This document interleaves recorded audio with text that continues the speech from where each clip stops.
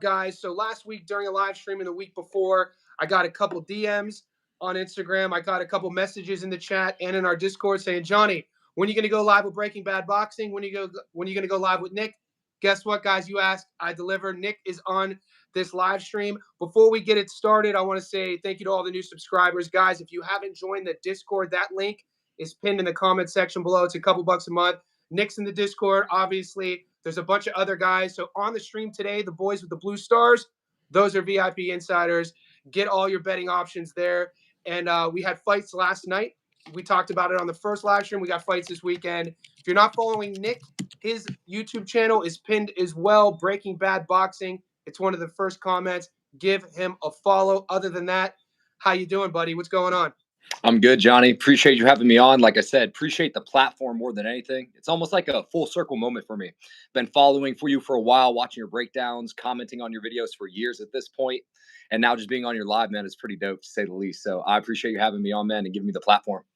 Bro, you're doing good. You're doing good work, man. Like I said, some of the boys will be following you already. Hopefully, we get a big pop and they go over to your channel. There's just not a lot of boxing heads, and I know you're in MMA as well. You do good MMA breakdowns and you train. There's just not a lot of boxing heads. It was my intention a couple years ago when I kind of pivoted just to boxing, because on the YouTube space it was so divisive. There were just a lot of kind of fanboy channels and a lot of disrespect going towards specific fighters. And my whole goal has always been, let me do this analytically. Let me do this logically. Let me do this with as much non-opinionated bias as I can. And so when I found your channel, I didn't even realize, I was telling you off air, I didn't even realize you were Nick Clark following me. I just would watch your breakdowns when you first launched. So that's why I invited you on, and you do a really good job, and keep it up. Did you have action last night in Australia? Yeah, so I did the Cardinal Sin. I had a parlay going, but I'm not a huge parlay guy. I'm big on straights, finding props and values in straights. Thankfully, I did have a straight on Liam Wilson rounds 1 through 5. I was very confident in Liam Wilson round 1 through 5. When I saw the little bit of tape on Jorge Santana, he stood straight up tall in the pocket, lacked head movement, backed up in straight lines, and it seemed like he got his back caught against the ropes multiple times. And the minute we saw Liam Wilson start going downhill, we know what happens then at that point here. That temple shot was incredible. So I had a straight bet on Liam Wilson 1 through 5. Also had a straight bet that I gave out on my Twitter, Liam Parro by KO. I was swayed by the weigh-ins. I can't lie. The sunk face of David kind of swayed me one way. And that was a tough fight for Parro, to say the least. I don't think he really showed out on the world level that he was hoping to. Another thing I took into consideration for my knockout bet too is seems like Aussie refs and no limit promotions in general are just quick to pull the trigger for stoppages in their promotions. So what up, boys? By the way, everybody in the comments, good to see y'all. So that's so I did have a little bit of action the rounds 1 through 5 for Liam Wilson. I had the Parro KO, and then I had them both parlayed. So ended up still making up on the morning, little waking cash for me, because technically it was like 4 a.m. when I woke up to watch it. Yeah, you bring up a good point. You talked about what you saw on the tape. You talked about you were kind of like strayed towards the weigh-in. So the guys who follow my channel, been on the live stream for a while, they know to take, because I'll do my intuitive picks the beginning of the week, and then maybe I'll overfilm, or I'll start overthinking, and then I'll change. So some of the boys, because I got burned too. I thought I flip-flopped. I had Liam Parro by stoppage based off of the record, the weigh-ins, and then one of the boys though said, "Hey, I hit on your picks, your first picks, because the first ones were Wilson knockout in the under, and then Parro by decision." So some of the boys actually listened to me initially, which is good, and then I ended up hitting on the money line. I just did the like you said, a lot of these Aussie cards, no limit. They're just feeding these guys just to get the records to a position to go on the world stage. What do you think? When you did you get to watch the full Parro Papo fight, or did you just see the highlights? No, I watched both the Liam Wilson and the Santana fight and the Parro Papo fight. I wanted to watch the Jacob NG fight, but I heard it ended via like an Achilles injury or something of that nature, something freakish. Yes. So I'm glad I didn't wake up for that. It was a free tore his Achilles. My question was though, when you said that Liam Parro, you probably get the sort of idea that he feels, and he would admit that he didn't sort of have the performance that he wanted on the world stage. When you watch that fight, what do you think was the reason? What, like, if you had to identify a couple different factors about Parro's performance, what did you see? So two biggest things. Clearly, he had issues with the eyes, and he couldn't get past. Which I was surprised about Papo's straight shots. Papo's Hmm. straight shots looked really sharp, really down the pipe. And from the tape that I saw really quickly to caveat before the tape that I saw on Papo was two separate fighters. He either wanted to be a hands down slickster and try to move defensively too sharp, or he was in a high guard and he would try to maraud and brawl with you.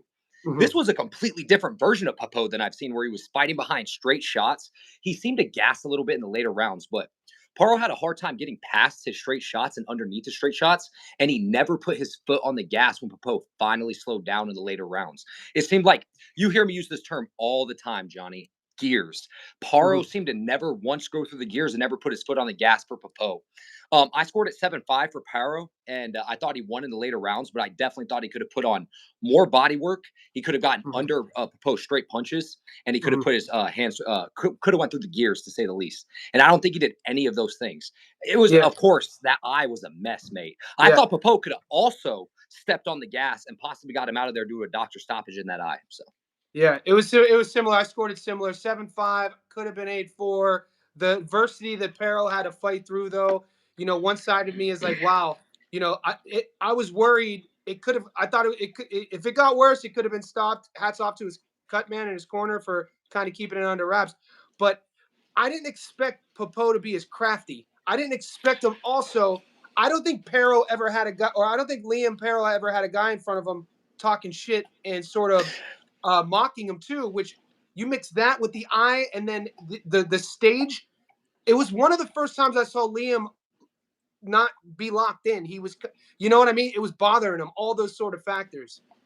do you think as well that the physicality of Papo had an issue with it? I felt like early in the fight, Papo was really bullying him, wide backing him, as I call it, just pushing him into corners and positions that Parro doesn't necessarily like to be in.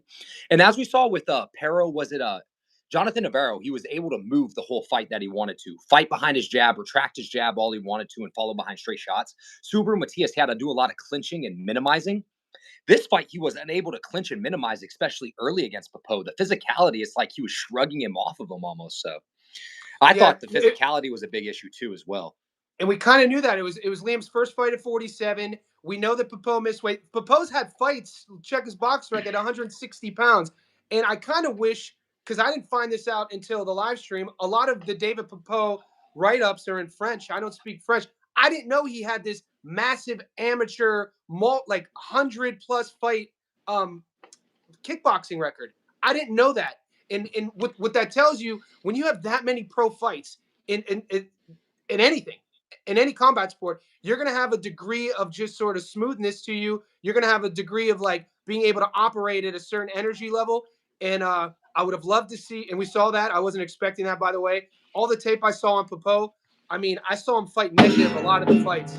I was Sorry kind of, about that. it's all good.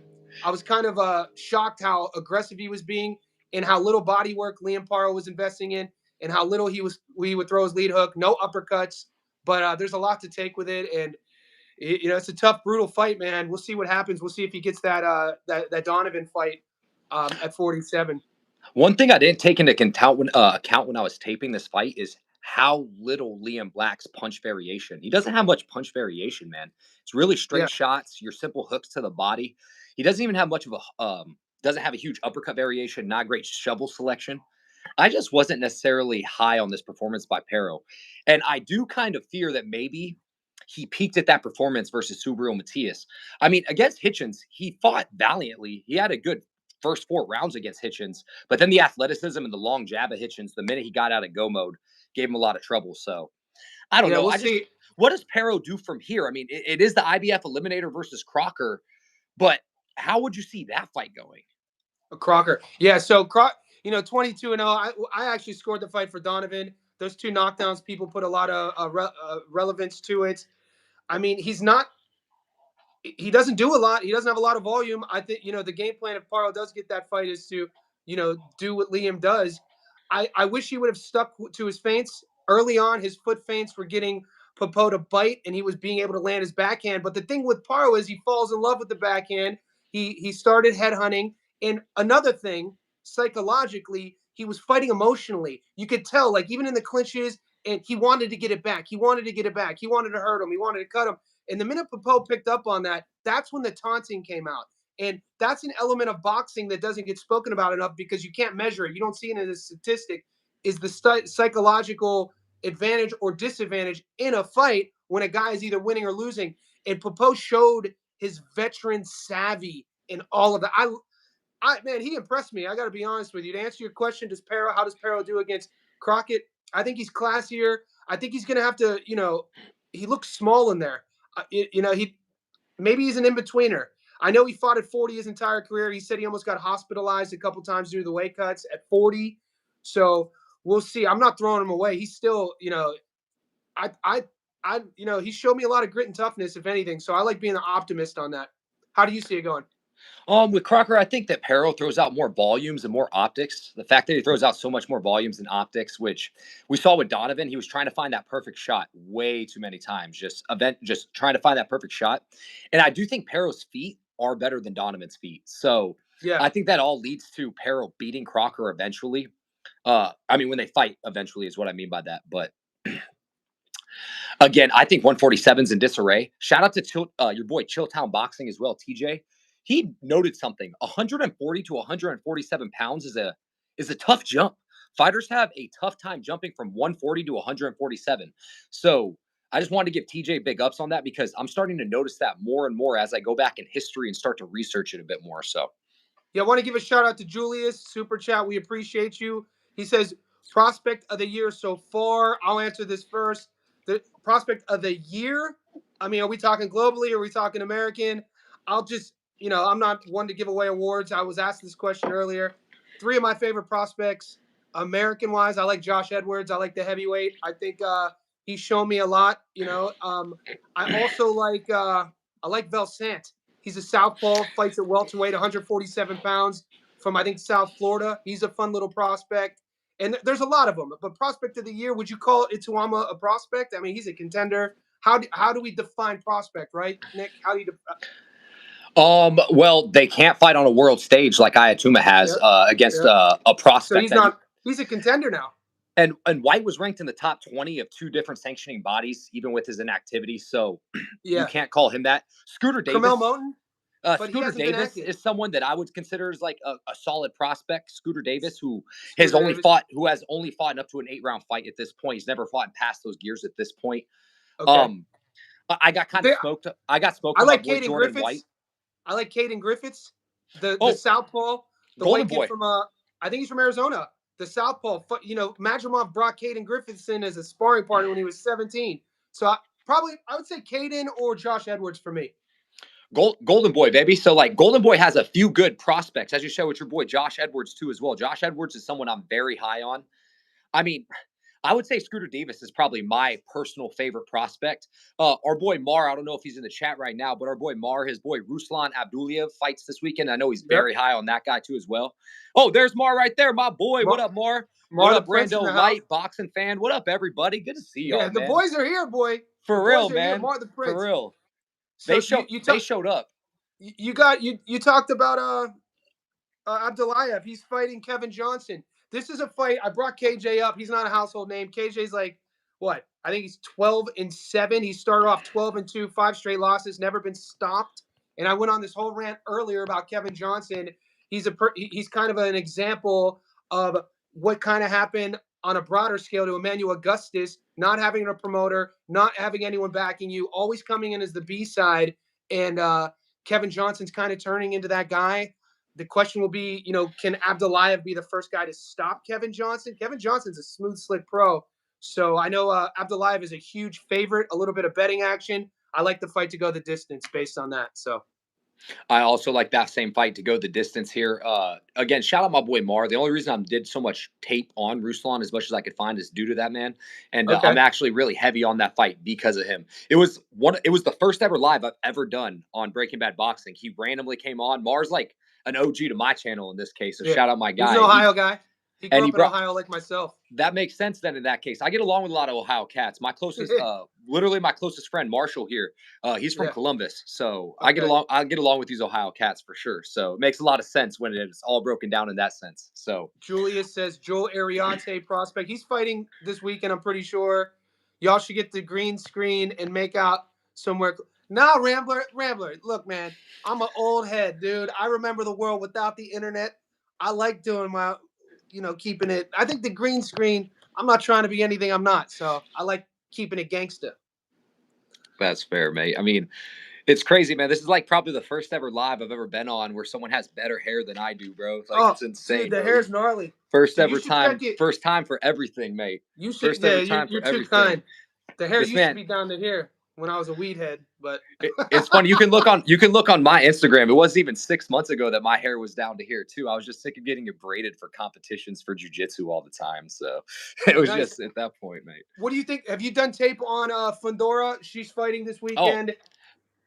yeah, I actually dropped my official prediction. Actually, I want to say about 4 hours ago here. So Let's hear it. do you mind if I rant on it a little bit? Let's do it. You got the mic, Sick. big dog. Sick. So as we know, Kubicki's taking this fight on shorter notice here for you.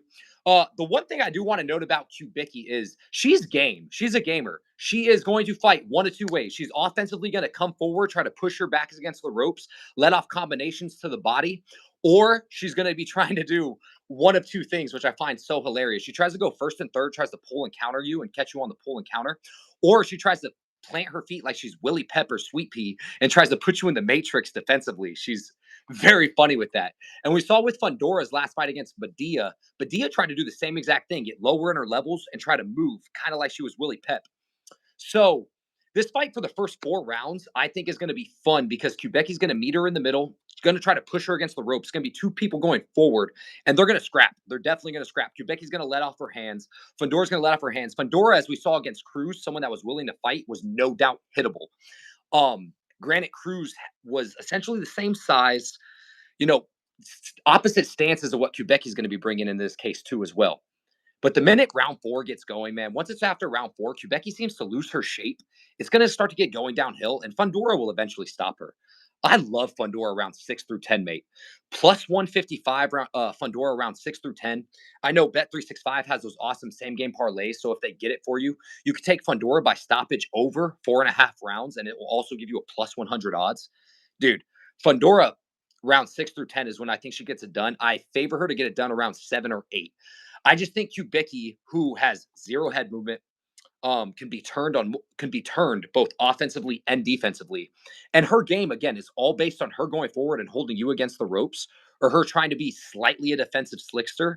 And she's really not that slick whatsoever.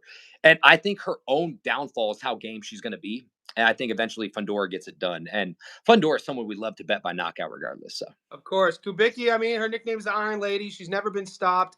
World title. It's going to be her biggest stage. I always take Gabby by stoppage. I just think the bookies and the casinos have caught up to us because right now down here, Gabby by stoppage is $1.34. So like the risk versus reward, $100 gets you $34 back. I think the move though is to stoppage over or under, but I'm only getting 7.5. So that's going to be the move to take either. I could see Gabby. I mean, she's going to be tough though. This girl doesn't know how to stop that front foot battle, flat footed. Gabby punching down. She's so fun to watch. One of my favorite fighters, mate. the Like one fight, guy or uh, girl. She's one of my favorite. yeah, Gabby's fun, man. Gabby can fight at good ranges. Once she gets on the inside, she doesn't Yeah. stop. She punches to the body. She whips that shovel hook to the body that I love. One huge thing about Kubicki, if you go watch her Linda Contreras fight, Linda Yep. Contreras was banging her, like popping her head back. She Yep. lost her shape. Linda Contreras, they tried taking that fight from her too as well because they tried taking a point from her for quote unquote low blows, but there was no Uh-huh. low blows to be had. And another thing too as well, Kubicki has never fought in the United States before. She's fought in Colombia, she's fought in the Czech Republic to start off her career, and she's fought in Canada. According to Boxrec, this is her first time fighting at least at the professional level in the United States, and she's traveling all the way to California to do so. So, just another Yeah. thing to note. Yeah, and her last fight was at she's had one fight at 115. She fought pretty much her whole career at 110, 109. This is a flyweight fight. Yeah, I'm not going to overthink it. Fondora by stoppage is the move. I like. It's a very safe bet. Yeah, I just think that she will definitely. Fondora is not. It's kind of a slow starter too, as well. She kind of downloads and gauges the range and starts to yeah. step on your foot round by round. So I think Mhm. round 6 through 10 at plus 155 money is just great value. If you have that, I recommend taking it, mate. I'm going to talk to TJ from Chilltown. TJ says Fondora by knockout. Has anyone taped Tiara Brown's opponent Eban Gongora? She got some shocking ability. Former Muay Thai. Think Brown on points might be the play, guys. If you're unfamiliar, Tiara is the girl who came down here against Sky and took her belt. TJ, is Gongora related to Carlos? Are they related? Does anybody know that? I don't Do you think know? they are. I actually, Okay, that's actually one of the fights I wanted to talk about today too, as well.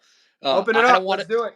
My bad. I just feel like I'm taking all your air time. My Nah, apologies bro. for that here. You're, So nah, man. No. You got to understand, big dog. I bring. I've offered this to any of the boys as a platform who support the channel, man. This is open up, man. Preach I to us, big appreciate it. dog. I Yeah, appreciate it. I got the pen and the paper and the tape out. So I agree with let's TJ. go. I think points is the play here. Um, I found it with Gongora that she had it's Muay Thai. I thought it was kickboxing, but she has a background in combat sports, a higher level background in combat sports. She's willing to skirt and fence along the back foot. She covers ground both offensively and defensively when she leaps in and out, which could be an issue with Tiara Brown. And while Tiara Brown does have power, she can be turned and she doesn't sit on her punches or turn over her punches. I couldn't agree with TJ more. I think Tiara Brown by points is the play here. I love the over on this play here. Tiara Brown here should win this fight, but I wouldn't be surprised if, based on her stop and start and her lunging ability, if Gongora can get some rounds off of Tiara Brown, maybe 2 or 3. So I couldn't agree with TJ. Shout out Chilltown. Points is the way to go with this. So Let 100% me on ask that you too as something well. then. Let me ask you something because I didn't tape it. Is Gongora having the striking background Muay Thai? Is she athletic? She's pretty athletic, and she's this is what I actually think is funny is I actually think she's more athletic than Tiara Brown in this case. And I think Okay. this comes back down to two things you've already brought up here for past fights here too as well. I think that she can frustrate Tiara Brown, who can fight emotionally, we've seen at times. And that experience she has in combat sports, it's high. One thing I also though want to know that the boys in the chat are very familiar with. She has a loss in her pro debut to Rima Ayadi. Remember, boxing is a what have you done for me lately, but she has lost to Rima Ayadi also. Take that into note too as well. But couldn't agree with TJ Moore. That's a point I wanted to bring onto the show actually, is that I really like Tiara Brown by points. When I first saw the fight and I went and looked at just their box rec, doing a little bit of wiki capping, I really thought Brown by stoppage was going to be the play. And then after doing enough tape, I really couldn't agree more that it's the points is the play. Do you think that these odds 11-1 dog for Gongora? Do you think that's fair? I think she makes this fight a little bit closer than 11-1. I mean, Yeah. if someone said that they sprinkled Gongora, I wouldn't say it's the worst bet ever at 11-1. I mean, Okay. at 11-1, you're not expecting it to win, right? But if you're Yeah. sprinkling it with responsibility, why the hell not? Why not can't she take a split decision? It's women's boxing, 2-minute rounds. These rounds go by so quick. And again, one thing if you're going to be watching tape on Gongora, and if you're looking for tape, you can't find it on YouTube. Daily Motion. Another way I look for tape is too is I go to their box rec and I search the whole event and date. You can search the whole event and date, and sometimes you just have to scrub through the whole event and date. Gongora covers ground, man. That's one thing that I love is she covers ground both offensively and defensively. Doesn't have great punch variation. Really sticks with straight shots, 1-2s, and she doesn't really punch the body a lot. But she could take a few rounds off her, and I think she's definitely tough enough to last the distance. So. Yeah, because when Tiara came down here to Australia, I think she was 7-1. And nobody, I broke that fight down. And, Rando Lights reminded me that he goes, Johnny Tiara did beat Sky that fight. Tiara cut the ring off. Yeah, I think Sky was kind of, I don't want to use the word exposed. I think Sky was kind of impressed with how athletic Tiara Brown was. So a buddy of mine, he's on Instagram. He's one of these boxing news sites, and Mike from Thrill Boxing. And he posted on his story last night. I brought this up on an earlier stream. He asked the question, top 5 greatest Mexican fighters of all time. And in his list, he said the usual culprits, but he left out one of my favorite fighters of all time, Ricardo Lopez, El Finito. And I messaged him. I go, bro, you can't. I was like, and he was like, my bad. I'll delete it. Do you I know was like, that's I my didn't tell him favorite to fighter of delete all it. time? Have you heard me say that before? Is that why you're bringing that up? No. I'm saying that. Here's why I'm bringing this up. I'm That's bringing it up because Oscar Collazo is fighting this weekend, And most people say, "Who's your favorite Puerto Rican fighter?" They say Xander Zayas. They'll bring up Subro Matias. Nobody talks about That's what Oscar I'd bring up. Collazo. And I think it's because the minimum weight fighters, the lower fighters, El Finito was a minimum weight. People aren't aware on the mainstream of, if you like technical boxing, if you like speed, reflexes, aggression, volume. One of my favorite, the lower class is one of my favorite divisions. Kayato's fighting this weekend. Did you watch tape on that? Yes, I did. I have a pretty strong read on that one too. Really quick, I want to go on a rant about Finito Lopez. If you want to Let's watch go. poetry in motion, Yeah. his Saul Sanchez performance, man, or his Andrew Sanchez performance. I'm sorry. Putting him in a blender, motioning left, same side punching, putting dip to his chip and making him counter every time. I'm not just saying this, mate. I've said it on my channel multiple times in lives. Finito Lopez is my all-time favorite fighter. I didn't know that. My That's concussion good. discussion tab, little what's it called? Thumbnail. That's a outline of Finito Lopez. That's who the outline is. It is. Okay. That's who it is Finito Lopez. So I literally, my hairs are standing up the fact that you brought him up. And he's the greatest minimum weight of all time. I love the smaller weight class fighters. He is by definition poetry in motion. The first ever breakdown I've ever done, I had him playing in the background of it just because I love that man so much. So let me get off of that here and we'll start talking about Jason Basin just because I loved it so much. My bad. Yeah, no, man. So like when I first started doing my YouTube channel, I was doing these sort of like archive documentary storytelling because I've done documentaries in the past, real documentaries, was in a film, do administering them into film festivals.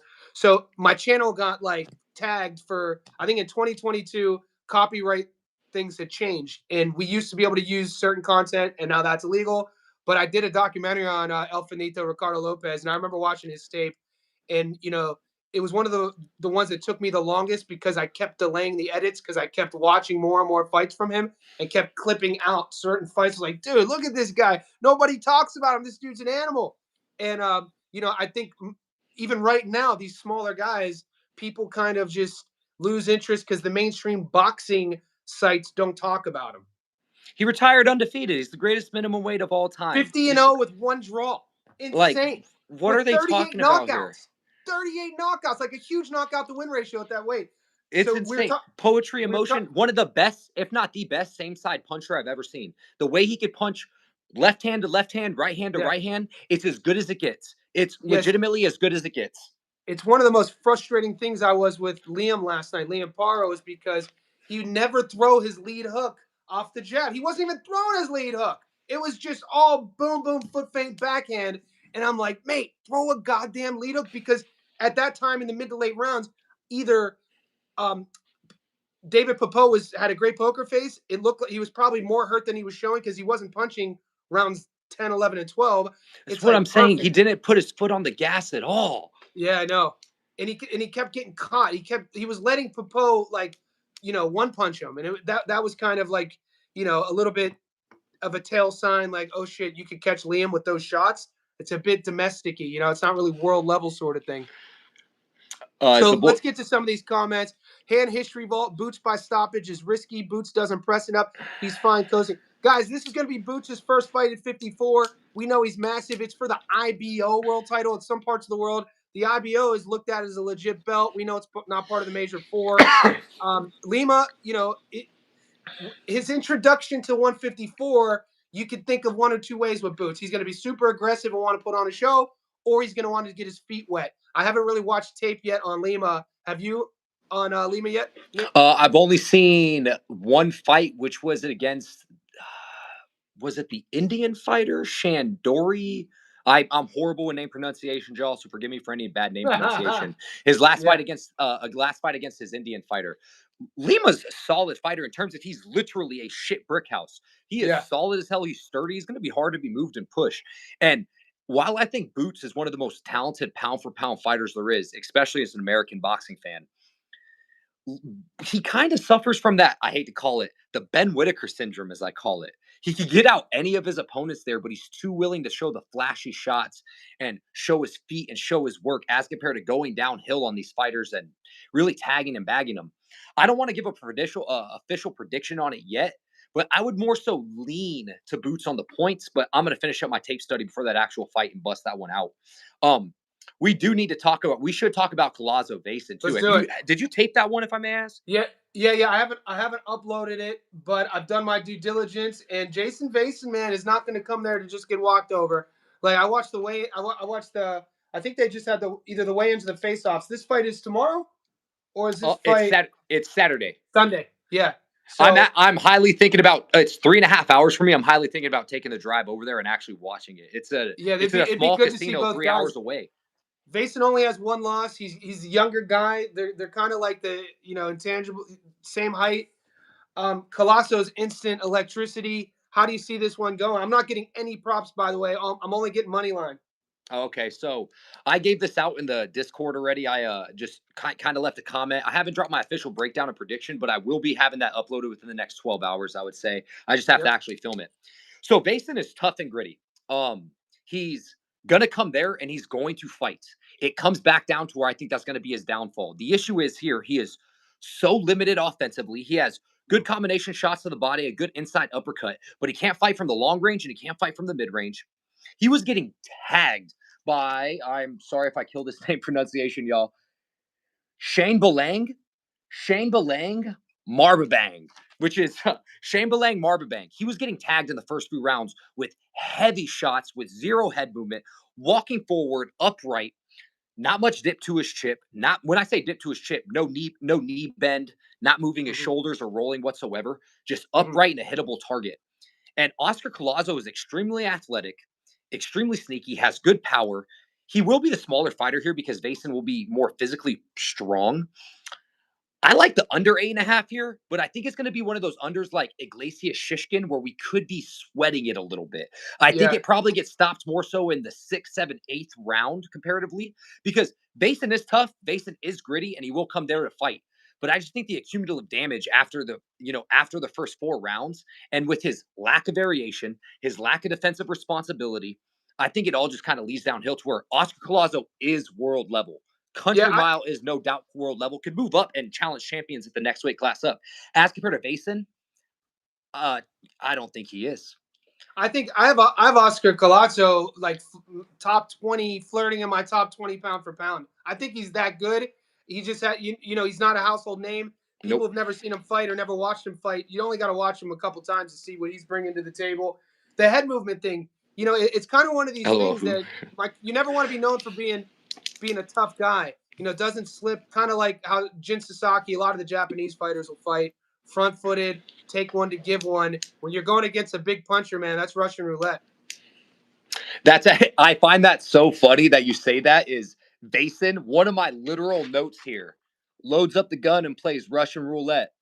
Yeah, yeah. I just find if you go watch his Ayuki his Seijio Ayuk fight, guys. Again, I'm so sorry about the name pronunciations. It It's is all the horrific. little guys. It's all these little guys from like Taiwan or It Thailand kills and me. yeah, Japan. Really It's hard names to pronounce. they kill me, man. And I'm never been great with name pronunciations ever in my life. But with I have to hear them. If I hear it, I'll be able to reverberate it back. But with Yeah, that being said, man, he was literally standing there, forehead to forehead, leaning on each other with Ayuki, and just trading rock'em sock'em rosebots. Let's see who falls first. And he got cleared 10 rounds to 0 in that fight doing that. yeah. Like Collazo is gonna hit there. He is again, Basin is tough. He's sturdy, he has a good base, but we've seen him dropped, we've seen him rocked. So You, I think you know Collazo what? gets him out of there under. Yeah, you know what? When you have that style, strong base, solid base, when you want to exchange, when you're going against a guy who could get angles on you, who also has speed and power, that's usually when guys get stopped. I could see Kayatso playing that game, angling him, biting on a feint, and stopping him. The body work is going to be there. Julius says Kayatso is the only amateur standout at the lower weight classes. I've watched every Kayatso Golden Boy fight. He's in a league of his own. Agreed. Julius, how do you how much do you think he could go up? Because that's usually the question. Can he climb and bring that skill set from minimum weight to other weight classes? Nick, you said that he could. I think I always like to think where I cap a limit is because he already said if he's not going to get that unification fight with Turadon after this fight, if he wins this one, he's going to move up. Yeah, So he yeah. deserves that unification fight. There's also Jerusalem out there. I'd like to see the Jerusalem unification fight. I forgot to note this about Basin. Basin loses his base. He literally punches himself off. You saw in round 3 against the Charbelong fight. he literally punches himself into the ropes and falls over. Where they had to question if it was a knockdown or not. So Mm. that's another thing. You brought up the angles about Collazo. Collazo Yeah. could catch him losing his base off an angle with his chin way out there, crack him clean, man. So I think So let's. realistically, the Fondora Collazo knockout parlay, even though it's probably only minus 120, it's a minus 290 by Collazo by knockout, and Fondora is minus 175. So you actually may get plus money on that one here. That's a super safe parlay to me, is Fondora and Collazo by knockout. Don't even sweat the rounds. Just know at some point it's going to happen.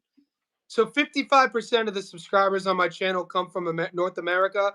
What betting app are you using when you're talking about? Because I'm not getting on any of the, I'm not getting over and unders down here in Australia, and I'm not getting even method of victories for Collazo. So what app are you using to get these odds? So, mate, I search for variants. I use all the apps in North America: Are DraftKings, you allowed? Fanatics, Is it FanDuel, different state to state? Bet three Because six some. five as well. It is The, different state to state. So, for example, a lot of people got their Nova. For example, Abraham Nova, Raymond Ford. Some people in some states got closed out on their ticket.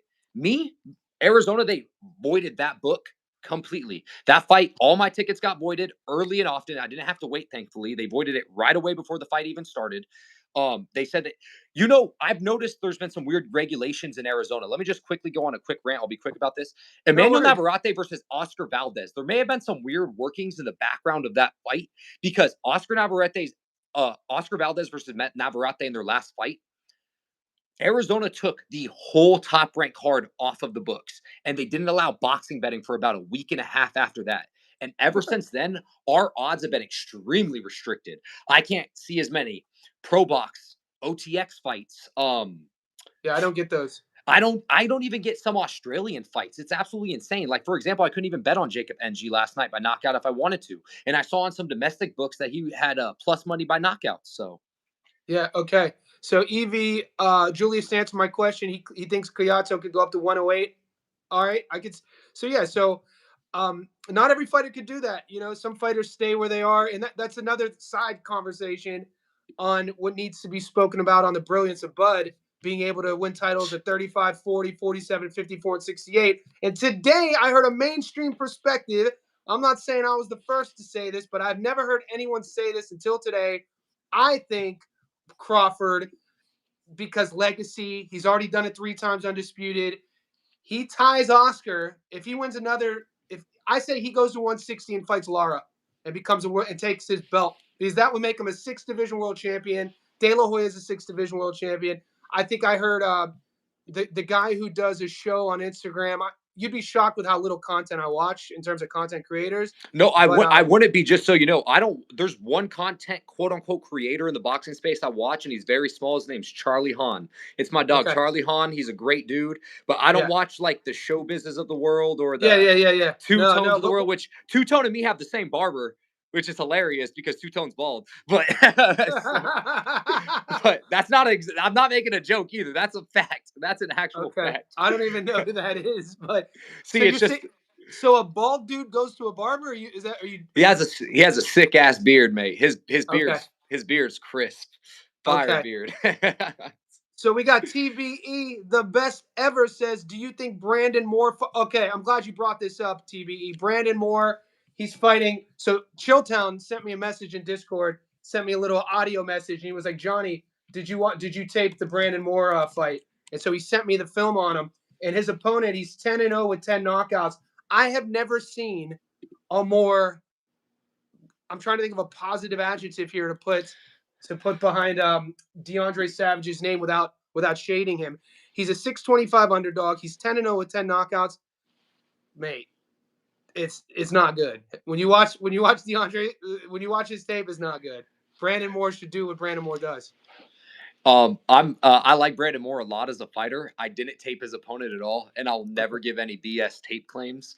Yeah, So I don't ever. I also have a habit. I never tail anybody without doing my own tape. of But course, this of is one of course. those rare cases where I may just have to trust the boys, Yeah, and maybe just sprinkle it on a parlay. To be here honest we with go. you, mate. You take the odds are shit, but you take Brandon Moore by stoppage at $1.36. Gabby's $1.36. You're getting 170. You go heavy on that. This is for the big boys. 10 grand gets you 7 grand. Let's go. Some of the boys bet like that. Some of Oh, the I big know. boys, I you talked to know. Muscles, mate. I be Yeah, seeing some of Muscles tickets. My yeah. bad to put my boy on blast. I did No, not no, mean no. that. No. Everybody, he's come on the show. People know who he is. Muscles is But a huge that's hitter. a He good talks about it. bankroll. That's a good bankroll builder, though, mate. Yeah, Like you, yeah, I don't understand what's people's issues with running away from money. Like, yeah. think about this here. If I bet $100 to win $66, or let's just think about it like this: if I'm walking my dog and I see $66 on the ground, you think I'm not going to pick it up? Exactly. Hell yeah, I'm gonna pick that up. Are you kidding You, me? Good you, bankroll builder. It's good management.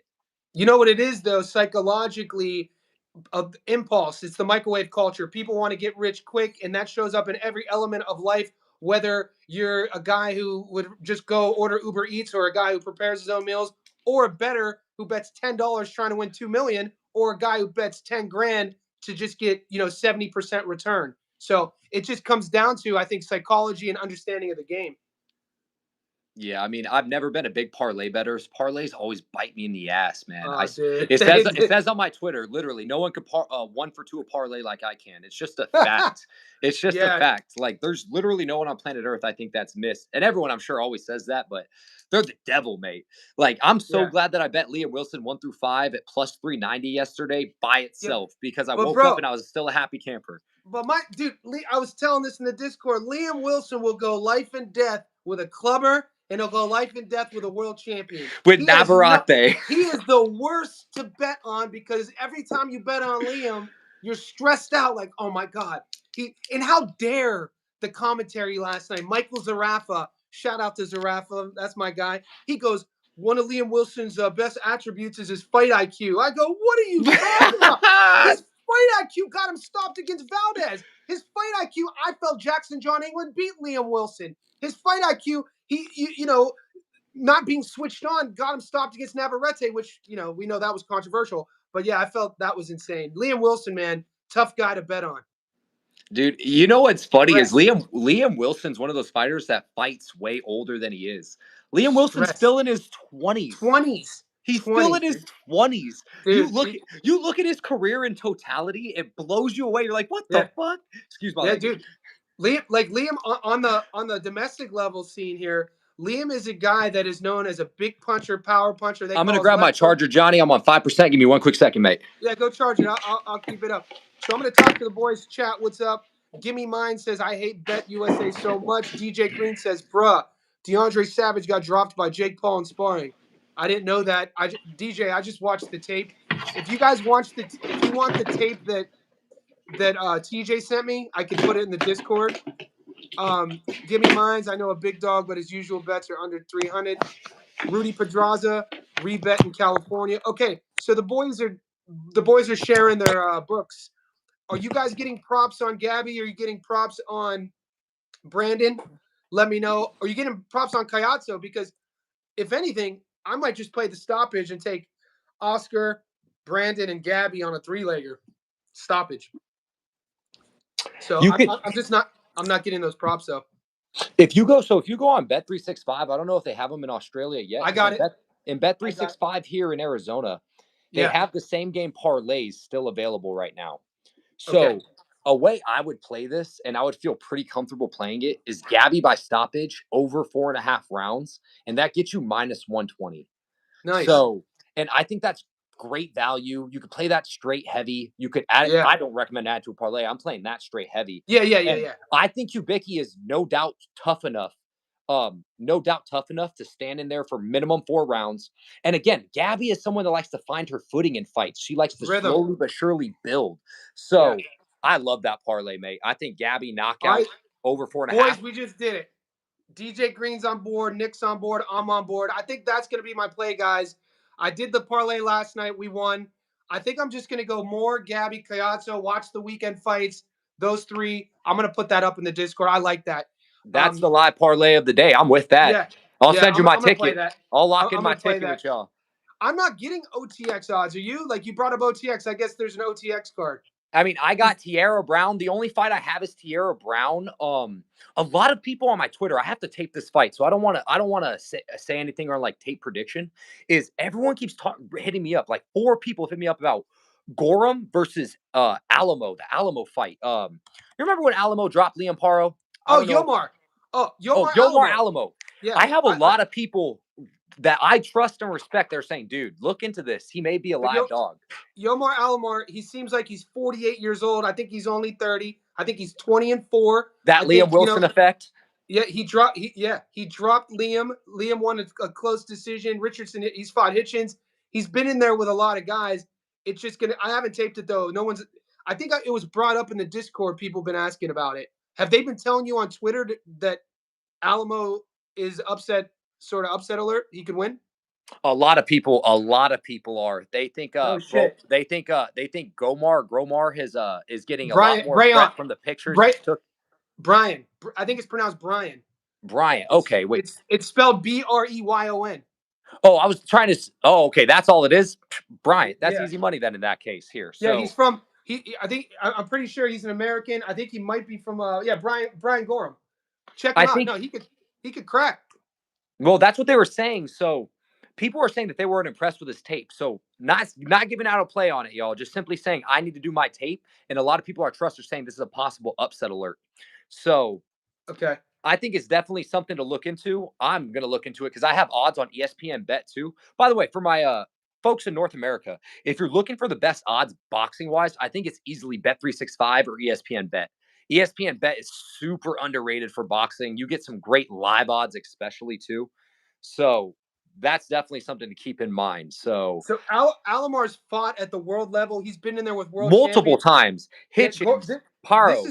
This is Gorham's only. It's only his second time fighting a 10-rounder. Why people are high on him is because he's only 24. He's 20-0 with 16 knockouts, and sometimes they get it wrong. You know what I mean? So they obviously think this guy is the next one up. I mean, what's his best win? He won a unanimous decision against Luis Feliciano, and then fought a bunch of club guys. Baltazar, 5-6 rounder, 8-rounder. He's not. Yeah, I got to watch more of him. But we know what we're getting with Yomar Alamo, though. Yomar Alamo is going to know how to operate. Like I said, that experience, 4 losses, only been stopped once. Maybe that's something to look at. I got to look into it. I mean, when all your losses are at world level, it's awesome. Yeah. And shout out to DJ Green, worth a sprinkly dinkly, bruh. I'm stealing that, dog. I What did can't he help. say? He said Yomar Def worth a sprinkly dinkly, bruh. Yeah. Look who I Yomar's just been love. in there with. Oh, there's Kane. I was talking about you earlier on a live stream. We got Kane's an amateur boxer. I was talking about the amateur scene. He said, "What do you think about Kay versus Curry?" So Kay? We're talking about Kay Scott, 41-year-old Aussie. She doesn't look 41, super fit, in shape. She had a nice little amateur career. I think she either medaled or won a gold at the Commonwealth Games. Maybe Kane could answer that for me. She's a bit, I think the odds have it as a 50-50 fight. I'm not going to sit here, Kane, and tell you I'm going to bet the house on those two ladies. But I definitely think that people are probably overlooking Kay Scott. You give me your plus money 230 against Olivia Curry. I think it's worth a sprinkle. I'd have to watch more though. I'm not overly familiar with either of those females. Yeah, I'm just going to be honest about it. So it's one of those fights that aren't on my. She's an Aussie and Kane lives in Australia. So okay. DJ FanDuel, decent with multiple. It's Yeah. wild, man. FanDuel actually does have a Yomar by knockout and decision plus 1,000 for each, actually. So holy shit. If you're making like a what you call like a screw it parlay, right? Where or just take them each straight by themselves. It's one of those things where if Yomar wins, I call it a throwaway. Legit, like you put a unit on each of them regardless. You're down 2 units, right? If Yomar happens to win, then you're up regardless 8 units. But if he loses, you're just down 2 units. You're not that mad regardless. So yeah, some of the boys were saying that the Tiger Johnson fight, Alamo, that was a horrible decision. I've heard people say Alamo beat Tiger Johnson. He's only been stopped against Hitchens. He dropped Liam Parro. This is a big step. He fought Jermaine Ortiz, one of my favorite fighters. I think Jermaine Ortiz will be a world champion.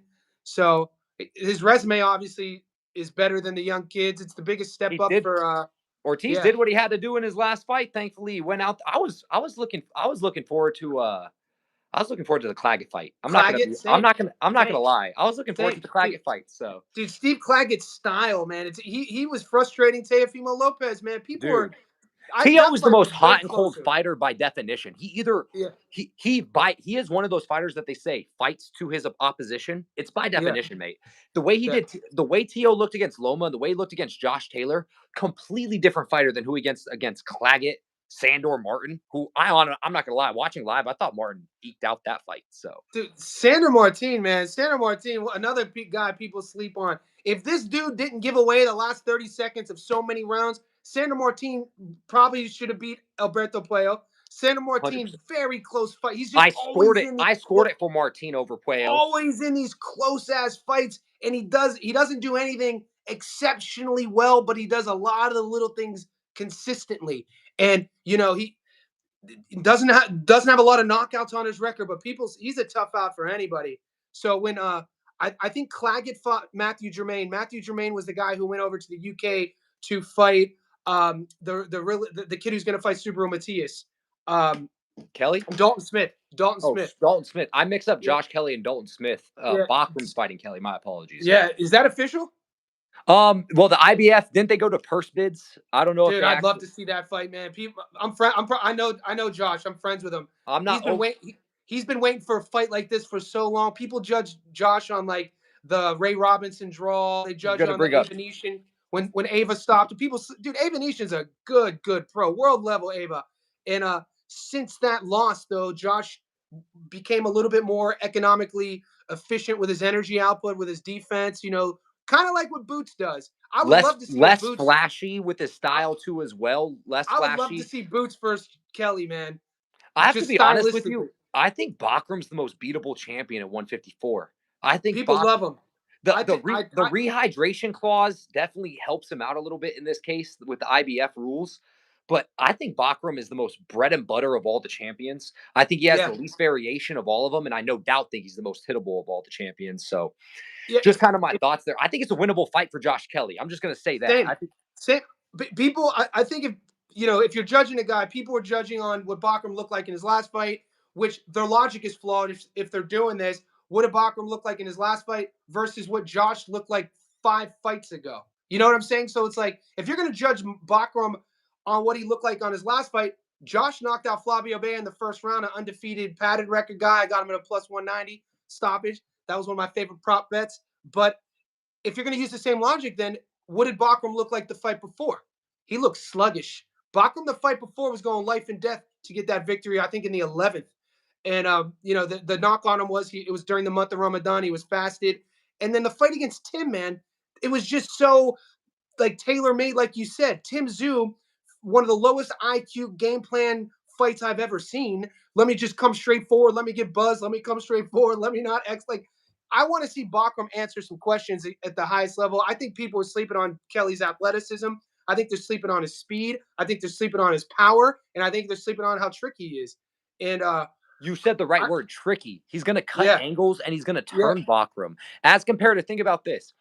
Tszyu was coming in a straight line, head on the line, face magnet by definition. And then you're going to have Josh Kelly who's going to be cutting angles and turning angles and actually punching in multiple different levels and variations. So I think it's a winnable fight for Kelly pre-tape.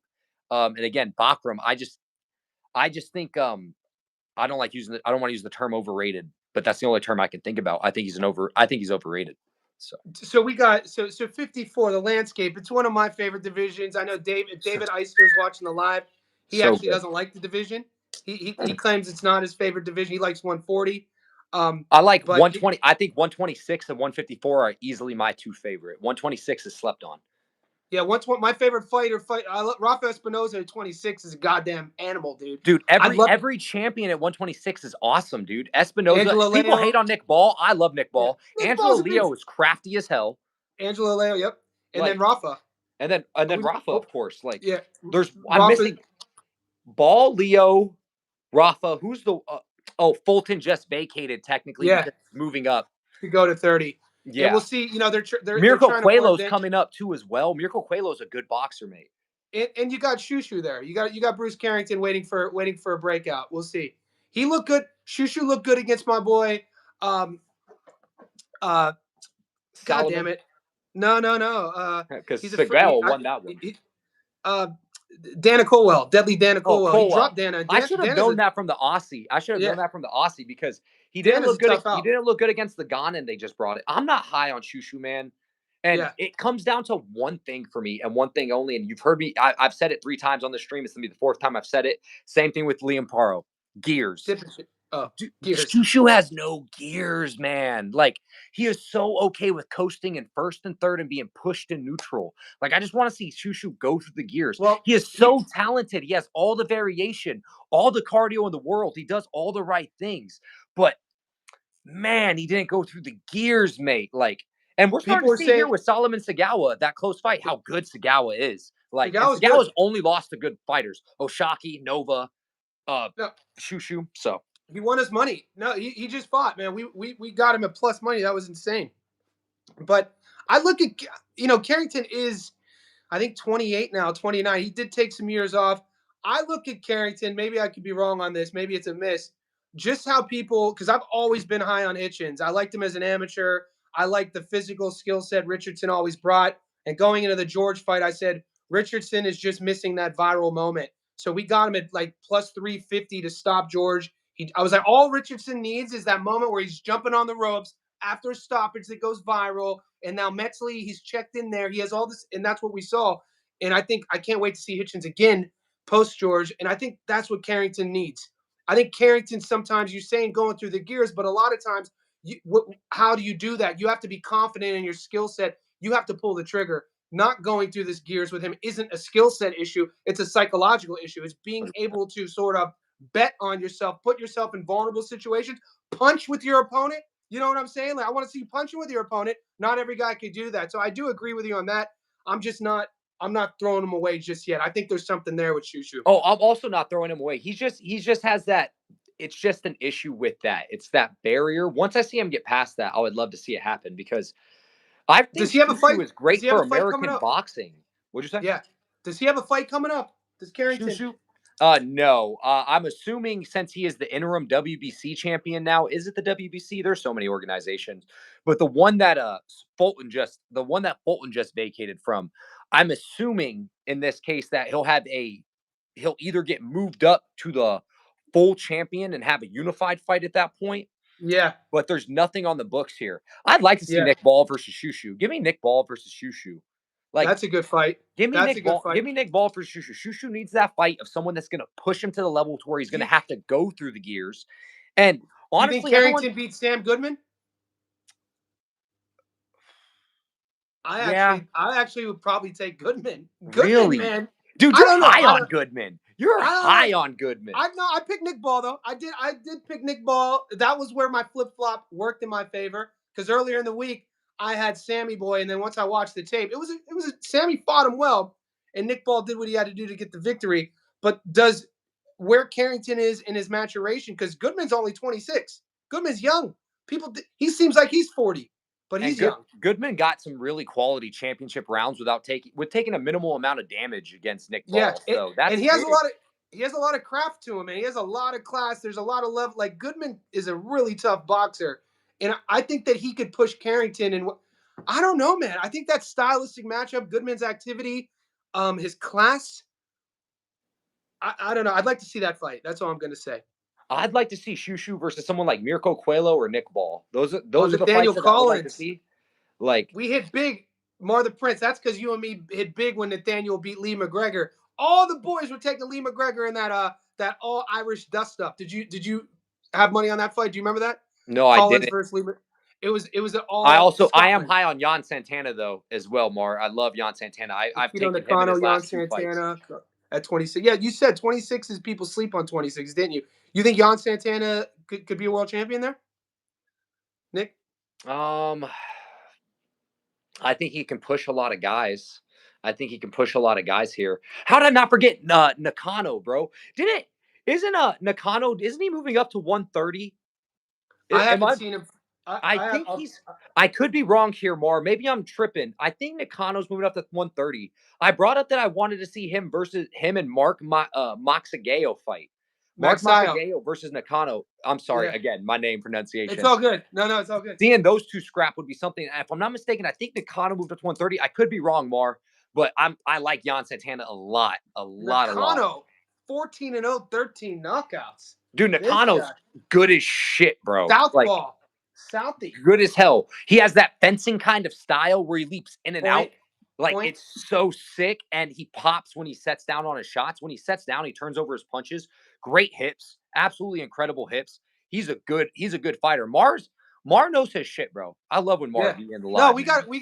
we got to educate a chat, man. You know that. I Yeah, always tell the 100%. chat, I learn just as much from the chat that they learn from me, man. It's one of my favorite things about doing what I That's what do, I come man. to learn when I'm doing my lives as well. I learn from Yeah. everybody, bro. It's so Yeah. sick.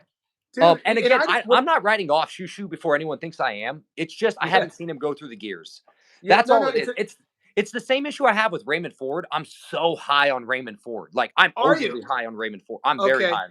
I think Yeah. Raymond Ford has everything you need from shape, pace, cardio, toughness, grit, athleticism, punch variation. He can fight at all three levels, but he has two things that I can't get over. I He want to see lacks more output. I want to see volume. Go on. he exactly output volume, and he has so many negative lulls where he'll literally in mid fight stop, stare, and wait for you instead of him going forward. Him going forward, like Raymond Ford could be smoking and stopping everybody he fights. Like I had an issue with his gears in the Matthias fight. I had issues with his gears in after the Matthias fight. Who did he fight after or before Matthias when he moved up? I'm having a mind block. And again with Nick Ball, that Nick Ball fight was so close that he could have taken the fire out of the dragon's mouth, but he allowed Nick Ball to plaster him against the ropes and tee off on him with the ball on the body. He lacks optics, man. Ray Ford didn't fight Subriel Matias. No, Maybe Thomas Matisse. I thought it was Thomas. Matt. Oh, the Gunner Man. Thomas Gunnaman. Yeah, Matisse I'm from sorry, bro. My name from pronunciation's uh, killing everybody. from Cleveland. Nah, that's a completely different weight Dude, class. from Cleveland, Ohio. Yeah, but Yeah, dude, that fight was super frustrating. Thomas Matisse though fought so negative. He was dude. moving the entire time. But you're right. And I don't think Matisse was way bigger that fight too though. Ford was. I like what I've seen from Ford as of late, but I just feel it's an offensive, once again, a psychological issue that it's not a skill issue. He has all the skills in the world. A lot of people are 100%. really high on him. Some people I'm even very argue high. that he some people even argue that he's going to be, pound for pound in the top 10 sooner rather than later. So I think he can beat any champion at 130. I really believe that. I think he beat Sugar. I think him and Kakache fight. I thought he would have dusted up you think Kakache. he beats, The only dude? I issue is think, Kakache may have pushed him to a dark place. And Pete Terrell, shout out to you for knowing Mirko Coelho as well. Real player at 126. I think Mirko dude, Coelho can beat any champion on his night. So those fights though at 30, man, Raymond Ford versus Kakache or Raymond Ford versus Sugar, boy, I don't know. I just don't know if Ray has the volume to keep a guy like Nunes off of him. yeah, I think Nunes can get outboxed. I Yeah, think Nunes yeah, can get outboxed. And I we hit think a plus. Yeah, we hit a lot of money on that fight going to the distance. Sugar by decision, like it's plus crazy. 550. Yeah. I missed the boat. I missed the boat. I didn't even bet on that fight, and I missed the boat, and it was like plus 500. I think I did bet on that fight. So I had the over 6.5. That's all I had was That the hit. over. That was a Oh, fun easy. fight. It hit without sweat. It Yeah. legit hit without sweat. Yeah, Nick. Even Yeah, even Nick. one of the knockdowns I that got to Nunes wrap. had wasn't even like a painful knockdown. It was more of a flash. Like I'm good. I'm good. Like Yeah, Nick. I got to wrap this up only oh, because bet. it's your night. It's my day. I got a couple more clients today down in my gym. So hey, I appreciate you doing this. We're gonna do this a lot more. I love the collaboration. I'm gonna give you the mic. Take the closing moments and tell everybody where they can find you. Talk about the videos you just uploaded and maybe leave us with something. Just with that being said, Breaking Bad Boxing on YouTube, y'all. If you want to follow me on Twitter, may have a few more shit posts, but nothing too serious. It's all fun, love, and games. I just dropped my Kubicki versus Fondora official prediction. I will be dropping my Oscar Collazo, Jason Basin prediction within the next 12 or so hours. Really, I don't got much else to say, man. I appreciate the platform, Johnny. Much love to everybody I know from the chat. Much love to anybody I haven't seen before. As I always say, man, it's love, it's peace, and it's chicken grease. So I appreciate you. I like it, man. Be good. I'll be in touch. All right. Thank you, mate. Thank you. All right. See ya. All right, guys. I'm gonna stay on for a couple minutes, like always. I'll just see if any of you guys got any questions. B Money in the house, Swaggy on paper. You think Ford should outbox Nunes? You think it's just sometimes like Nick said, Raymond. I don't want to. It's not necessarily a law in action. It's just, for me with Raymond Ford. Like I said, you're not gonna find, you know, athleticism, skill set, preparation. I think it might be a psychological thing. I think it might be a psychological thing. We'll see. Young. He's younger than people think. And I know earlier in the chat, one of you boys talked about Carrington. I think Shushu's 28, 29 now. Now or never with him. even who he was high on at 126. Nakano. Nakano's 14-0 with 13 knockouts. He's already 30 years old. So, hopefully he starts getting bigger fights. Guys, I'm going to lock it up. I'm going to lock it down. I appreciate everybody supporting the channel. All the new Johnny Says Boxing VIPs. Go to the Discord. Join our community. I'll see you guys on the next one.